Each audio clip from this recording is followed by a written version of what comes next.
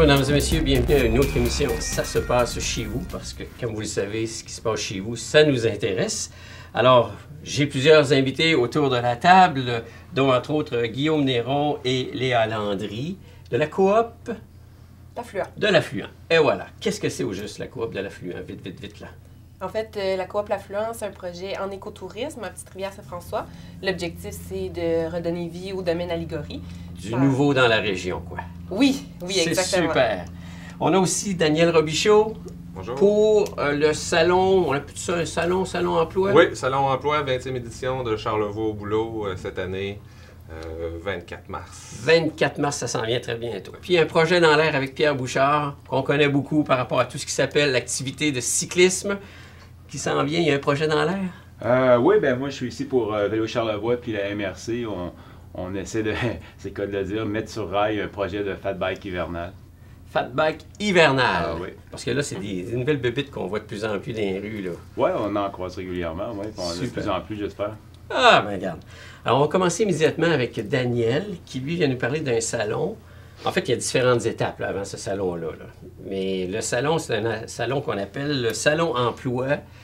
C'est pour ceux qui se cherchent des emplois et c'est pour ceux qui, de fait, sont des employeurs et recherchent des employés. Exactement. C'est l'occasion, là, ça fait donc 20e édition, qu'on a les employeurs et les chercheurs d'emploi qui se rencontrent pendant une journée. C'est la chance d'avoir être face à face puis voir tout ce qui se fait dans Charlevoix et de trouver un emploi pour les chercheurs d'emploi et trouver un employé, l'employé idéal pour les employeurs de la région. Là, c'est la 20e édition. Oui, 20e édition, ça a commencé donc en 1998, les premiers balbutiements, le premier salon en 1999. Donc depuis ce temps-là, c'est 11 500 personnes qui sont venues. 11 500 personnes. Qui sont venues aux différentes éditions et 11 500 emplois qui ont été offerts dans la région de Charlevoix depuis ce temps-là. Oh, ça fait du monde, ça fait du monde. Mais là, quand on cherche un emploi aujourd'hui, parce que ça a changé, là, je veux dire, dans le temps, il y avait 10 employés pour un emploi. Aujourd'hui, c'est quasiment inversé. C'est inversé. Aujourd'hui, c'est les employés ou les chercheurs d'emploi qui ont le gros bout du bâton, comme on dit. Donc, c'est eux qui choisissent où ils veulent aller travailler, les conditions de travail, le milieu d'emploi, etc. C'est vraiment quelque chose qui change comparativement à si on regarde 10 ou 15 ans en arrière. Ça change toute la dynamique. Oui. Là. Parce qu'on a des jeunes ici qui, eux autres, se sont créés un emploi. Ils ont le côté entrepreneurial. Oui, exactement. Tout est là. Puis avec le projet de Pierre, ben là, ça va créer de l'emploi, ça aussi, potentiellement. Oui, éventuellement, absolument. C'est ça qui est l'objectif aussi, à travers tout ça. Mais ce salon-là, là, avant de se présenter là, idéalement, c'est de se préparer. Oui, exactement. Il y a une phase où il y a une rencontre de préparation. Là. Oui, exactement. Le 20 mars, autant à la Malbaie qu'à Baie-Saint-Paul, il y a deux qu'on appelle les pré-salons. Donc, tout simplement, les gens peuvent aller remettre leur CV à jour, poser des questions, il va y avoir des simulations d'entrevues.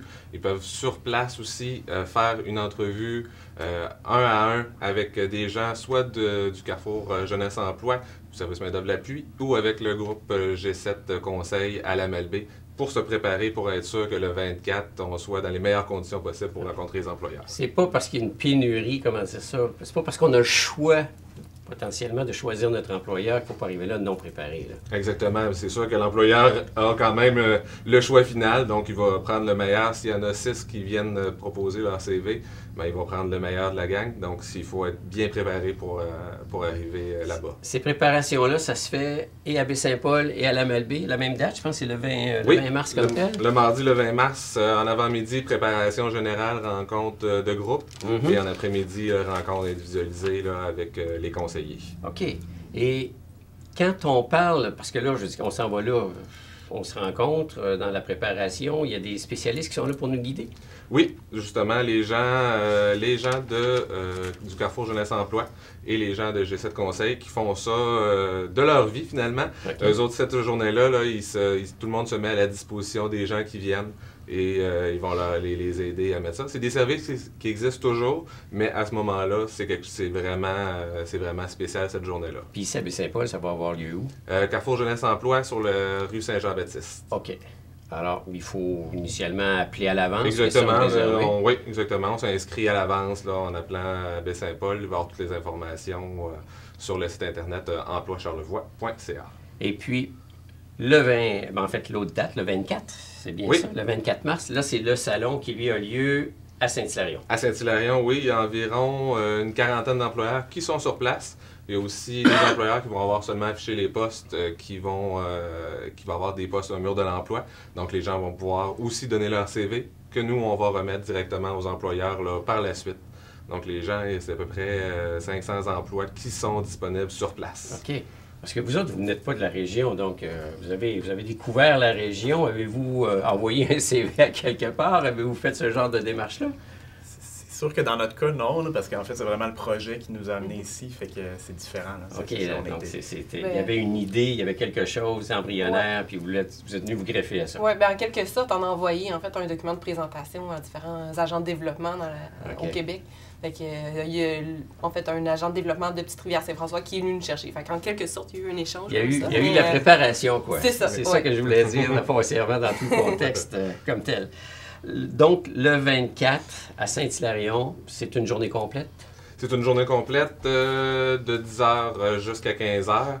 Il y a aussi les gens d'Emploi Québec qui seront là, Vise Charlevoix, pour les gens de l'extérieur, pour les aider aussi s'ils veulent venir s'établir directement à Charlevoix. Est-ce qu'on parle plus d'emploi touristique ou bien non? Il y a toutes sortes d'emplois là, à ce moment-ci. On a déjà une trentaine de kiosques qui ont été réservés, autant dans l'industrie qu'on parle de Fibrotech, de Thermafix, du groupe Océan. Là, on parle d'emplois spécialisés. Des emplois spécialisés. On a tout ce qui est emploi touristique aussi, dans les services, autant commission scolaire, le CIUS, après ça, le casino au niveau touristique, le train de Charlevoix, etc. Là, que toutes les grosses entreprises et les plus petites là, vont être sur place parce que, bien sûr, ben, on arrive au temps des emplois d'été aussi. Donc, c'est vraiment le moment pour les jeunes qui sont encore à l'école, qui retournent à l'école, de pouvoir se trouver une job. Puis ça arrive souvent là, que les gens sortent avec un emploi.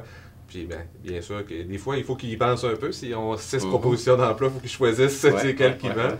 Mais c'est une bonne façon aussi de trouver des employés d'été ou pour les finissants de se trouver un nouvel emploi. Il y a quelque chose que j'ai de la difficulté à comprendre. On parle de pénurie d'emplois dans la région.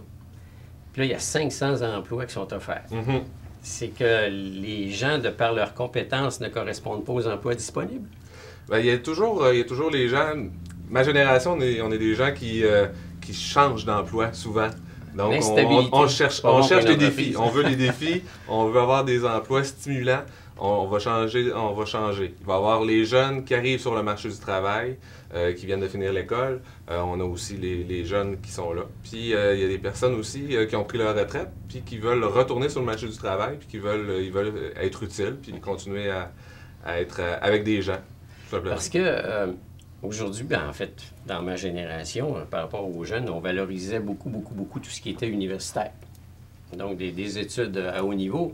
Mais les emplois comme, je sais pas moi, Océan ou Ciment Suspension, c'est des emplois plus pratico-pratiques, manuels. Là. Mm-hmm. Est-ce qu'il y a encore... c'est là qu'est la difficulté de ces entreprises. Exactement, là, c'est la formation spécialisée. Il y a plusieurs choses qui sont offertes dans la région au niveau de la commission scolaire, de formation continue, du CSCC aussi. C'est toutes des choses qui sont dans la région, puis il y a une pénurie là-dessus. Donc, on veut aussi aller chercher des gens de l'extérieur qui veulent venir vivre le Charlevoix, la nature. Vous avez des porte-paroles pour votre salon. Oui. Qui sont? Donc, on a 2 porte-paroles cette année. M. Enrico Bouchard, ingénieur de formation de Poinco, Génico, et aussi un des fondateurs de la nouvelle distillerie Menot, Okay. qui est là pour cette année. Et on a Marie-Michel Gay, la directrice des ressources humaines au Massif de Charlevoix. Alors, on a 2 individus qui sont dans des sphères totalement différentes comme telles pour toucher la plus large population possible. Exactement. OK. Puis ceux qui s'inscrivent au pré-salon, là, je veux dire, il y a un petit tirage, question d'attirer le monde. Là. Oui, autant pour le pré-salon que pour la foire de l'emploi. Donc, soit la présence au salon le 20 ou remplir le petit questionnaire le 24 sur place. On a une dizaine de prix, dont 2 iPads nouvelle génération. Les nouvelles générations. J'ai la vieille, moi, là. C'est pas encore... Ça va vite, l'évolution technique. C'est pas les faces. Tu peux te changer de job aussi. Ah, ben oui. Gagner la chance. Pourquoi pas? Alors, on répète les 2 dates principales. Donc, Le 20 mars, ici, à la maison... Non, pas à la maison mère. Ça, c'est directement au Carrefour Jeunesse Emploi. Carrefour Jeunesse Emploi ou G7 Conseil à la Malbaie. Ça, c'est une rencontre pour la préformation. Préformation le 20, le 24 mars, la foire de l'emploi, et le 21... C'est à Saint-Hilarion. Oui, à Saint-Hilarion. Et le 21 février, ben, on a notre spécial 20e anniversaire à Maison-Mère. Il va se passer quoi là-dedans comme spécial? Donc, conférence sur les nouveaux défis de l'emploi pour les employeurs. Et après ça, ben, on va célébrer 20 éditions avec quelques petits trucs spéciaux pour les gens présents sur place. C'est des bonnes nouvelles. C'est le fun parce que de savoir qu'il y a de la possibilité de se faire engager dans la région de Charlevoix, de s'y installer et de bien vivre, quoi, puis de jouir au maximum de la beauté de notre environnement. On va faire une petite pause, mesdames et messieurs, puis on vous revient immédiatement après.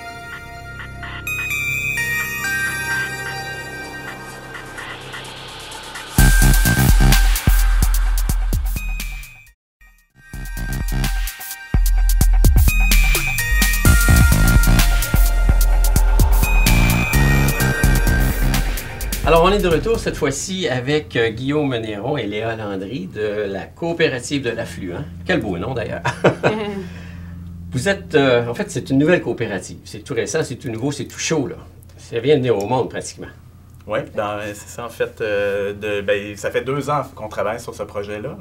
Mais depuis juin dernier, on est au domaine Aligorie là, à temps plein, en fait, finalement. Domaine Aligorie, qui est à Petite-Rivière-Saint-François, qui est voisin du massif. Ouais. Il y a une belle rivière qui passe là. C'est d'ailleurs la rivière de Petite-Rivière, à ce que je sache. Alors, pourquoi avoir choisi cet emplacement-là là, pour vous installer? En fait, on est parti, on avait un projet en tête. Donc, on a rédigé notre projet, on l'a mis sur papier, on l'a envoyé à différents agents de développement partout au Québec. Et c'est un agent de développement de Petite-Rivière qui a vu ça passer puis qui nous a proposé ce beau site-là, le domaine Aligorie. Donc, il fitait parfaitement, en fait, avec le projet, avec ce qu'on avait envie de développer. Donc, alors, vous auriez pu, selon le projet présenté, selon les personnes qui auraient levé la main, vous retrouver, je ne sais pas moi, à Sherbrooke, à Montréal, dans les Laurentides, mais c'est ici que ça vient se concrétiser. C'est sûr qu'on avait quand même ciblé des endroits où l'envoyer, puis Charlevoix, c'était quand même un milieu assez convoité là, pour nous. Puis on est venu souvent régulièrement dans la région pour le plein air, pour d'autres activités. Fait que c'était quand même un endroit de cible, mais on avait aussi des discussions avec d'autres. C'est juste que vraiment ici, on a été charmés aussi par toute la mobilisation je dirais, des acteurs de développement communautaire économique. Quand on a eu cette rencontre-là, puis on sentait vraiment qu'il y avait une volonté qu'on puisse implanter ce projet-là ici. Fait que pour nous, c'est sûr que c'est stimulant puis motivant là, pour venir installer là, le projet de la coop. C'est quoi le projet, au juste? En fait, le projet, comme je l'ai dit rapidement tantôt, là, c'est un projet en écotourisme pour faire revivre le domaine Aligorie. Donc, il y a plusieurs projets, il y a plusieurs bâtiments sur ce site-là. Parce qu'il y a déjà des installations sur place. Exactement. Il y a 3 bâtiments, en fait. Il y a le bâtiment d'accueil, qui était la maison à Jean-Noël. Donc, nous, ça va être un bâtiment d'accueil pour différents services, autant pour la coop que pour différents services de la communauté ou, par exemple, les sentiers des Caps, ou ça pourrait être même pour le fat bike l'hiver, où il y a différentes choses à développer.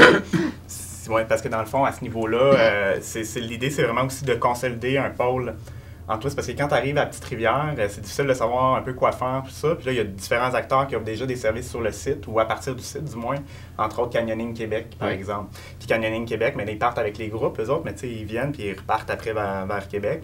Mais à plus long terme, l'objectif, c'est vraiment de travailler en collaboration avec ces gens-là, ces différents services-là, qui n'ont pas de permanence sur les lieux, pour pouvoir être en mesure d'être une vitrine de ces services-là, dans le fond. OK. Parce qu'il y a des projets aussi d'auberge de jeunesse. Oui, c'est ça exactement. La maison Aligorie, qui est le gros bâtiment bleu là, sur le domaine, ça va être transformé en petite auberge, en auberge de jeunesse. Mais ça se veut vraiment là, une auberge familiale, confortable, conviviale. Là. Il y a combien de personnes? C'est pour 15 personnes. En fait, il y a 5 chambres, 2 petits dortoirs, 3 chambres privées, avec des lieux communs, une cuisine commune. Donc, c'est vraiment pour faire la rencontre. Là. On peut venir s'héberger puis profiter de l'environnement, quoi. C'est ça qui est la beauté, là. On n'a pas besoin de traîner sa tente ou aller dans une autre résidence ou quoi que ce soit. On pourra faire ça, tout ça sur place. Oui. Les gens vont pouvoir traîner leur tente quand même Aussi. parce que ça fait partie du projet. Il y a un projet là, de terrain de camping rustique. Là, on parle vraiment juste pour tente, justement. Là, Qui serait installé à quel 20, endroit 25 par rapport à l'emplacement. l'environnement, pour ceux qui connaissent un petit peu la place? C'est dans la jeune érablière, là, celle qui n'est pas en exploitation là, présentement, là, qui est OK. vers le sentier l'ancestral là, quand les gens y arrivent au Vers la petite rivière. Ouais, vers la Vers petite la rivière, petite c'est ça. rivière. Ouais. OK. Et cet emplacement-là a, vous l'avez mentionné, une érablière, mais aussi une cabane à sucre. Oui. Est-ce que ça, ça fait partie de votre rôle d'exploiter ça aussi? Nous, on n'exploitera pas la cabane à sucre. Donc, pour la transformation, il y a la coop de l'arbre qui est déjà sur place, qui, eux, exploitent le sirop de bouleau, les bouleaux et les érables, qui vont faire la transformation, en fait, de ça. Mais nous, on vise à faire l'interprétation du patrimoine acéricole. Et on reprend aussi l'avant de la cabane à sucre, qu'on va transformer en café-spectacle. Oh! Donc, il y a de l'animation culturelle sur place. Oui, exactement. Alors, on va y retrouver quoi, des artistes locaux qui vont venir faire des prestations? Entre autres, Ouais. c'est un peu ça l'objectif. C'est vraiment la partie salle à manger, là, comme Léa le mentionne, qu'on vise à rendre utilisable sur 4 saisons. Parce que présentement, c'est pas le cas. Là. On peut l'utiliser seulement à l'été, été-automne, Mhm. printemps. Là. Puis pour revenir sur la question des sucres, c'est sûr que ça fait partie aussi du projet à plus long terme là, de ramener, je dirais, je dirais le temps des sucres là, aussi au domaine. Là. Ça fait partie, c'est une partie prenante de tout son passé historique, je dirais. Fait que, puis des cabanes à sucre, il n'y en a pas des tonnes non plus dans Charlevoix. Non. Pourtant, il y a plein d'érables. Fait que de ramener un peu la saison des sucres, là, ça fait partie aussi des objectifs. Il y en avait beaucoup. Les arbres sont avant. difficiles d'accès, c'est toujours en montagne. C'est pas évident d'aller entailler des arbres. Mais les gens sont ingénieux, par exemple. Ouais. Justement, avec l'effet de pente, là, il y a plusieurs personnes de famille qui ont des cabanes à sucre depuis des années, là, centaines d'années, voire, là. Uh-huh. Puis ils font encore la transformation artisanale. Puis avec l'effet de pente, justement, mais ils arrivent à faire descendre, c'est sans tubulure, là, juste, ils ont fait des systèmes de drainage, là, puis ils amènent l'eau Il y a des d'érable jusqu'en patenteux bas, dans là. Charlevoix. Il y a des patenteux ingénieux. Ouais. Mettre à profit la gravité. Exactement, Ouais, c'est ça. effectivement. Mais quand vous parlez, pardon, du café spectacle, est-ce que c'est l'ancien bâtiment de l'Anguille-sur-Roche? Ou le bâtiment de l'ancien Anguille-sur-Roche, plutôt? Non. Non, celui-là, C'est quoi on sa ne le vocation? prend pas en considération Ok. présentement parce que malheureusement, le bâtiment a dépéri. Là. C'est comme le site est Ok. laissé à l'abandon dans les dernières années. Celui-là, les champignons ont pris. Là. OK. On pris le C'est dessus. pas Malheureusement, récupérable, là, ça il vaut n'est pas, pas, pas rentable. Là. Non, ça. Ben, on C'est aurait ça. beaucoup aimé, là, on l'a pris en considération au début dans le projet, on a fait des inspections pour ce bâtiment-là, mais malheureusement, là, c'est ça, il ne pourra pas être transformé, il y aurait des travaux majeurs là, qui devraient OK. Et parlant de champignons, il n'y a pas de circuit en mycologie pour faire le tour, voir qu'est-ce qu'il y a comme champignons dans votre secteur? Non, ça fait partie de vos projets? Bien, possiblement à plus long terme, là, Ouais. on aimerait développer des services récro-touristiques. Donc ça pourrait en faire partie, des explorations dans la forêt, accompagner les gens par rapport aux oiseaux, par rapport à... En mythologie, mycologie. Ouais. C'est sûr que tu sais, dans le groupe, on a entre autres Marilyn qui est biologiste. Moi, je suis plus C'est ça, vous êtes un groupe de combien de personnes? On est 4, là, disons, promoteurs là, ou qui ont mis sur pied ce projet-là, mais on est entouré d'une belle équipe de membres de soutien qui contribuent à leur façon aussi au développement de ce projet-là. C'est vraiment un projet qui est quand même assez collectif. Là. Il y a beaucoup de gens qui mettent les mains à la pâte. Alors, vous êtes d'horizons différents, puis c'est l'union de tout ça qui fait qu'il y a une force qui s'installe. Mhm. Oui, exactement. Ah, ça sent bon, ça sent bon. Dans les circonstances, je sais que vous avez fait différentes activités déjà, dont entre autres à l'Halloween dernier avec un circuit, La j'en ai cérémonie entendu des parler, Lueurs. puis je l'ai manqué malheureusement. On avait notre propre party d'Halloween, nous autres. Mais ça a été déjà un beau succès, là. Ouais, ben oui, exactement. On a reçu beaucoup de personnes, là, autant de Charlevoix, mais autant de l'extérieur aussi. On est vraiment contents du résultat. C'était un circuit de à peu près 800 mètres dans la forêt avec des citrons illuminés, avec des effets son et lumière. C'était vraiment un circuit familial avec un espace feu où est-ce que les gens pouvaient se retrouver. Donc, ça a duré sur 5 jours. Donc, c'est vraiment une belle réussite. J'avais pour pas de nous. raison de l'avoir manqué finalement sur 5 jours. C'était pas une journée précise. Mais c'est sûr qu'il y a plus, malheureusement, Oui, c'est c'est ça, on est très dépendant là, de la météo là, dans le cadre des événements comme ça. À l'extérieur, j'imagine le fat bike aussi, on en parlait tantôt, c'est un peu la même chose. Mais c'est le cas là, pour la cérémonie, on a eu 3 jours de pluie. Mais au moins, là, la partie week-end, la fin de semaine, il a fait super beau. Puis c'est ça, on avait des comédiens aussi sur place, de l'animation. Fait que ça a vraiment été un... Donc ça va être à renouveler, ça. Là. Certainement. Fort Ouais, probablement, certainement. oui. Ouais. Là, vous êtes voisin d'un gros voisin qui s'appelle le Massif. Alors, est-ce que vous vous sentez envahi ou bien non, il y a une belle communication qui s'installe? Ben non, je pense qu'il y a vraiment des beaux projets autour du Massif, puis c'est quand même un acteur important là, dans la région ici, en fait. Puis nous, on a tout En fait, on a tout intérêt à ce qu'il y ait à ce que justement le massif se porte bien. Puis on souhaite vraiment que nos saisons hivernales là, prochaines aussi vont pouvoir amener de l'eau au moulin. Puis on va avoir de la belle neige sur la saison de ski. Là, en principe aussi, qui eux autres vont avoir leurs propres activités, leur propre organisation. Ouais. Mais remarque, ça c'est pas un Club Med fermé, donc les gens vont pouvoir sortir, aller vous découvrir, quoi. Oui, mais oui, exactement. Ben, c'est sûr que nous, on ne vise pas non plus la même clientèle que par exemple le Club Med. Donc ça, on a espérance que ça soit aussi différent, mais ça peut être intéressant autant pour les deux clientèles, ça peut être complémentaire. Là. Effectivement. Donc, un beau projet, c'est tout nouveau, c'est tout chaud. C'est un début. Exactement, oui. Alors, l'avenir s'annonce bien. Guillaume et Léa, merci. Merci beaucoup. Petite pause et on revient immédiatement.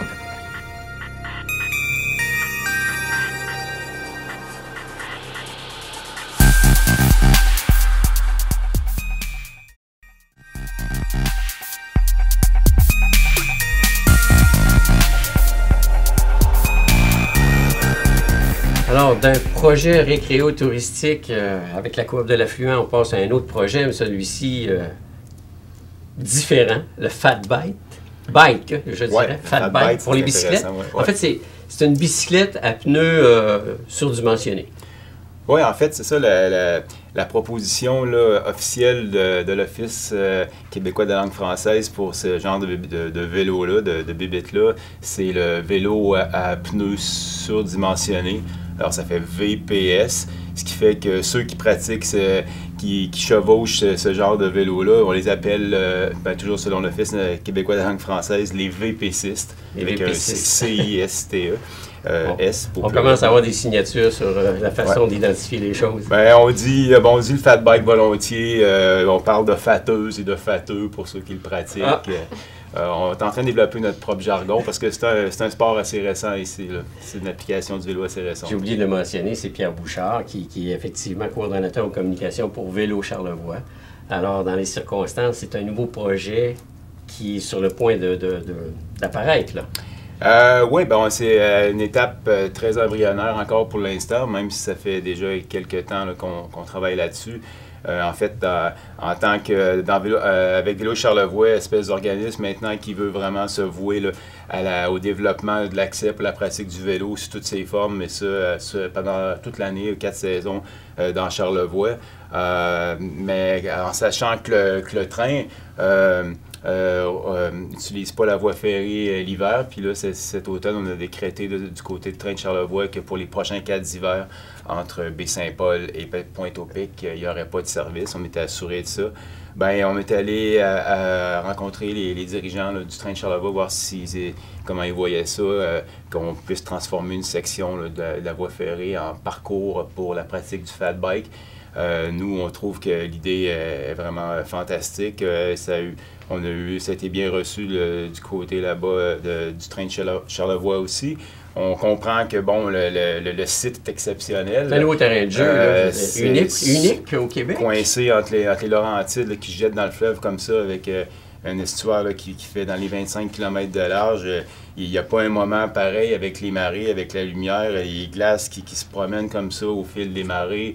C'est carrément, là, c'est poétique. C'est une carte postale en mouvement. Enivrant, exactement. Puis, il n'y a pas de côte, on s'entend.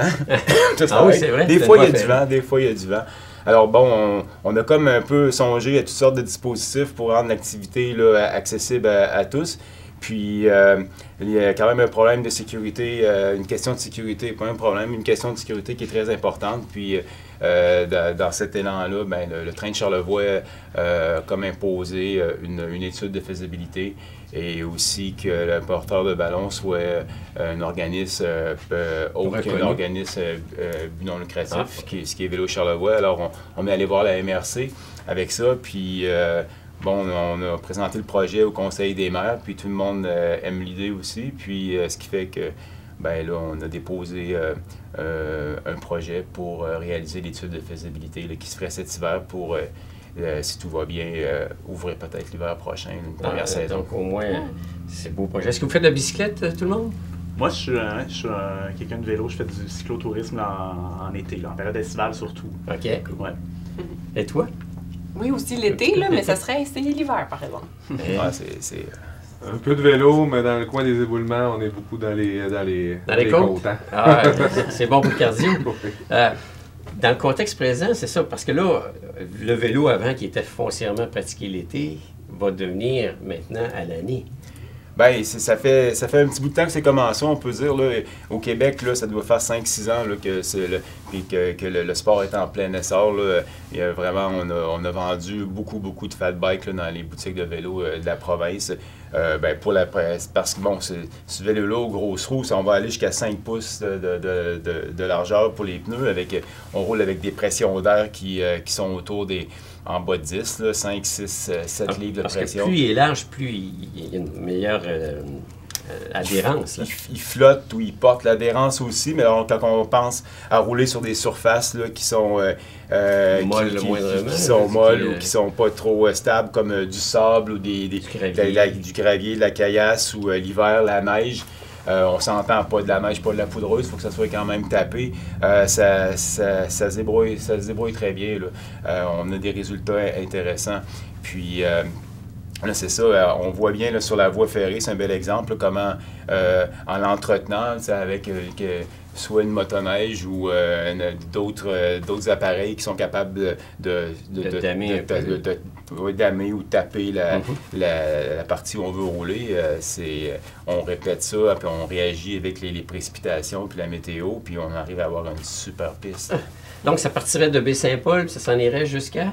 Bien, le projet, présentement, là, celui qui est visé par l'étude de faisabilité, c'est tout le littoral là, de la MRC de Charlevoix, là, pour la partie où on sait qu'il n'y aura pas de train pour les prochains cas d'hiver, c'est-à-dire entre Baie-Saint-Paul et Cap-aux-Oies. Alors, il y a quand même plusieurs... là, on va voir, selon les résultats de l'étude, qu'est-ce qu'on pourrait préconiser comme premier segment à ouvrir. Peut-être l'entièreté, peut-être seulement Baie-Saint-Paul, Saint-Joseph-de-la-Rive. Bon, imaginez la magie du truc. Là. Tu pars d'ici, tu vas jusqu'à Saint-Joseph-de-la-Rive, c'est une douzaine de kilomètres comme ça. Puis là, tu embarques sur le traversier, puis de l'autre côté, il y a des parcours aussi. C'est en génial. plein milieu du fleuve, tu reviens ou tu couches, tu passes ta nuit là-bas, tu reviens le lendemain. Le kilomètre zéro, ça serait la gare, ça serait au Germain. C'est très, très plausible, puis logique, puis souhaitable que ça se passe là. On peut louer des vélos ici aussi. Ouais. Il y a des belles opportunités. Puis ça attirerait une clientèle différente, complémentaire à tout ce que Charlevoix peut attirer jusqu'à maintenant. Bien, je vous dirais là, que presque 8 régions sur 10 là, pour promouvoir leur destination, là, leur région en tant que destination hivernale utilisent le fat bike, parce qu'il y a des petits centres un peu partout. Là. Mais le jour où on va arriver avec du vidéo là, de quelqu'un qui évolue là, sur le bord sur la voie ferrée, sur le bord des battures, là, avec le gros ciel bleu, puis tout ce qu'on sait, toute la beauté qu'on sait qu'on a ici, là, l'hiver sur le bord de la côte, ça va faire wow! C'est unique. Puis ça va déborder du Québec aussi. Là. Quelle belle idée! Est-ce que ça origine de où l'idée comme telle? Ah, écoutez, c'est naturel là, d'aller faire un tour là, sur la voie ferrée quand il n'y a pas de train. L'hiver passé, il n'y avait pas de train non plus. Les motoneiges passent, ce qui fait que ça rend la surface praticable. Ben, on fait des tests, puis on trouve que c'est wow! C'est la passion qui vous a amené à découvrir tout ça. Là. C'est erreur. Une question par rapport à ça. Est-ce que pour l'instant, c'est ça, le trajet n'est pas prévu parce que le train en période hivernale, il pourrait avoir lieu là, jusqu'à Baie-Saint-Paul, je veux dire Québec-Baie-Saint-Paul pour l'instant. Fait qu'il n'est pas envisagé. Jusqu'à Petite-Rivière, jusqu'à au bâtiment de la coop, ce serait vraiment fantastique. Non, c'est que ce côté-là, ils n'ont pas, je pense que du côté du train, d'une saison à l'autre, on essaie d'avoir un service pendant l'hiver. Okay. Et là, on s'entend que la cohabitation avec ça serait très malaisé. Là. Ça compliquerait beaucoup la sécurité, la question des assurances. Je pense qu'on met ça de côté pour l'instant. On commencerait par un segment où il n'y a rien, si l'étude de faisabilité est favorable, pour voir comment ça se passe. Puis là, peut-être, on ne sait pas, je dis n'importe quoi, peut-être pas, non, je dis pas n'importe quoi, mais peut-être que dans plusieurs années, puisque ça se passe bien, où il n'y a pas de train, puis là, on a un horaire, peut-être que ça peut ouvrir, parce que vraiment, ça serait magique, là, autant avec votre nouveau voisin qui s'en vient, avec le massif, vous, ce segment-là, il est fantastique, là, à pratiquer l'hiver. C'est des beaux projets intéressants. On regarde ces bicyclettes-là, c'est quand même assez dispendieux.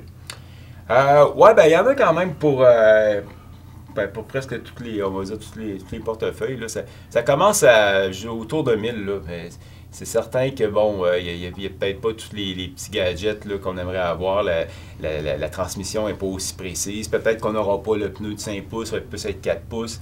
4 pouces avec les hivers qu'on a ici, ça nous limite beaucoup là, dans ce qu'on est capable au territoire qu'on veut accéder. Là. Nous, on parlait de jargon tout à l'heure, on appelle ça la portaison. C'est vraiment, là, on dit ça porte-tu ou ça porte pas. C'est comme la flottaison pour les sports aquatiques. Okay. C'est comment on est capable avec nos pneus de rouler sur la neige, puis on joue que la pression. Puis si on s'enfonce de ça dans des centres qui sont entretenus, on ferme le centre, là, puisqu'on abîme les pistes. Là. Okay. Bon, quand on est sur des sentiers de motoneige non fédérés, d'autres endroits, bon, on peut se permettre d'y aller quand même, là, si on est capable de suffire à la demande cardio. Mais, parce que c'est exigeant, c'est demandant. Oui, il y a beaucoup plus de résistance. Si par exemple, pour monter une côte que tu fais l'été sur un chemin forestier, puis là, il y a une trace de motoneige, peu importe, c'est entretenu pour qu'on puisse y aller à vélo l'hiver. Dans ta tête, c'est comme si la côte que tu connais, que tu vas dans ta gestion de l'énergie, tu vas l'ouvrir là, pour y aller la chercher. Là, si tu t'aperçois, par contre, quand tu es en fat bike, tu arrives en haut, tu n'as pas les mêmes pulsations. Là. C'est surprenant. Là. Alors, on apprend à gérer ça au début. Là. Bon, on parle beaucoup pour les remontées. Là. Alors, il y a beaucoup de résistance. Oui, puis pour revenir à la première question, là, c'est ça. Ça commence autour de 800, 900, 1000 jusqu'à plus de 5000 $ facile. Là. Si on va chercher des composites comme le carbone pour le cadre, vraiment des pièces de précision, de qualité. Ça va. Il y a même aussi des vélos avec assistance électrique. Oh! C'est bon pour moi, ça. Ouais, c'est très, très, très populaire, ça. Ça prend de l'ampleur. Au moins, ça permet effectivement de faire plus de millage potentiel si tu es moins en condition physique. Oui, ça facilite, ça aide, ça assiste au pédalage. Actuellement, ça se pratique beaucoup dans des sentiers fermés comme en forêt. Mais un site comme vous pensez l'inaugurer comme ça sur le bord du fleuve, ça serait une première au Québec. Oui, absolument. Tu aurais peut-être l'équivalent de ça. Je ne suis pas allé récemment, mais tu as le parc d'Oka au lac des Deux-Montagnes, qui a peut-être quelque chose qui passe proche là, du lac des Deux-Montagnes, mais ça ne se compare pas avec au niveau de la qualité du paysage, je pense. C'est subjectif, là, avec qu'est-ce qu'on a ici. Puis c'est quand même 25 km là, de Baie-Saint-Paul jusqu'à Cap-aux-Oies. Tu couvres, il y a de la diversité là-dedans, tu couvres du terrain, puis tu as des options pour te sortir avant si tu veux. Tu peux, bon, peut-être qu'il va y avoir quelqu'un qui va pouvoir développer un système de navette, un service de navette aussi pour aller chercher des gens soit à Saint-Joseph-de-la-Rive ou à Cap-aux-Oies, justement. En camionnette, là, pour ceux qui le désirent. On va devenir une destination incontournable, Charlevoix. On l'est déjà pas mal, mais avec ça, là, je veux dire, avec toute la panoplie des services à faire, des projets qui s'en viennent, il y a de quoi être renversé, là. Bien, c'est un peu un des beaux côtés de la région. Du côté plein air, il y a tellement à faire encore. Là. On attire déjà beaucoup de gens pour ça. On est reconnu pour ça. Puis, personnellement, là, je suis persuadé que c'est seulement la pointe de l'iceberg au niveau du potentiel qu'on a touché là, pour développer des produits plein air 4 saisons. Là. Mais le fat bike l'hiver, ça serait un qui se démarquerait, certainement. On dirait aux gens de la ville, lâchez votre bicyclette d'été que vous utilisez l'hiver. C'est de plus en plus de voies cyclables qui sont nettoyées l'hiver. Mais là, venez faire du fat bike dans Charlevoix. Oui. On va leur donner... de quoi se mettre l'eau à la bouche, ça c'est clair, si ça se développe de ce côté-là. Alors Pierre, si tout se passe bien, ça commencerait l'hiver 2019. Oui, c'est ce qu'on vise, oui. Tout va dépendre de l'étude de faisabilité là, qui va être réalisée là, au cours des prochains mois, d'ici la fin de l'hiver. Tout est enclenché de ce côté-là. Merci Pierre. À surveiller, un projet à surveiller dans son développement. Petite pause, on revient pour la conclusion.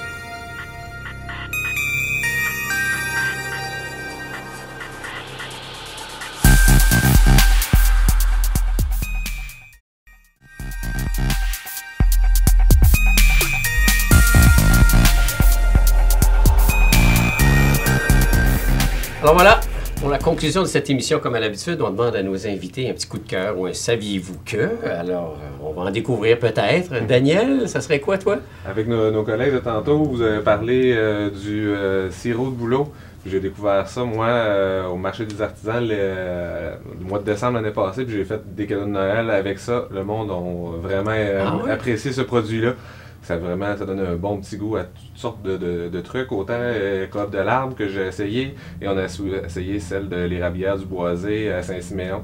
2 super produits à découvrir, là, c'est vraiment le fun. Du sirop de bouleau, si vous ne connaissiez pas. C'est original et en même temps, ben, c'est goûteux. Bien, ça cuisine beaucoup avec ça. Je pense que les chefs, là, Exactement. les chefs l'utilisent de plus en plus pour cuisiner. C'est quelque chose. Guillaume?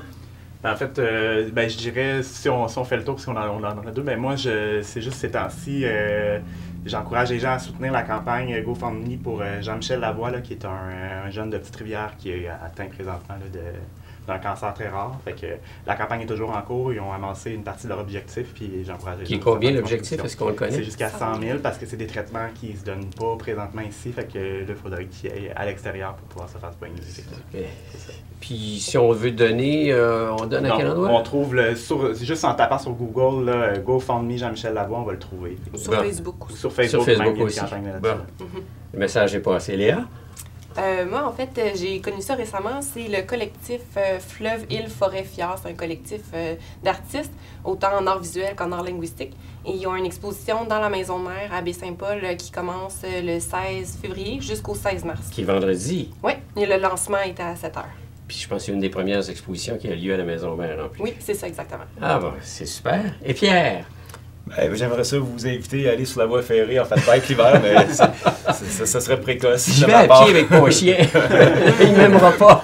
Je l'amour. Mais je vais rester dans le plein air, puis je vais parler, je pense qu'elle est méconnue, même si ça fait déjà quelques années qu'elle est officiellement ouverte.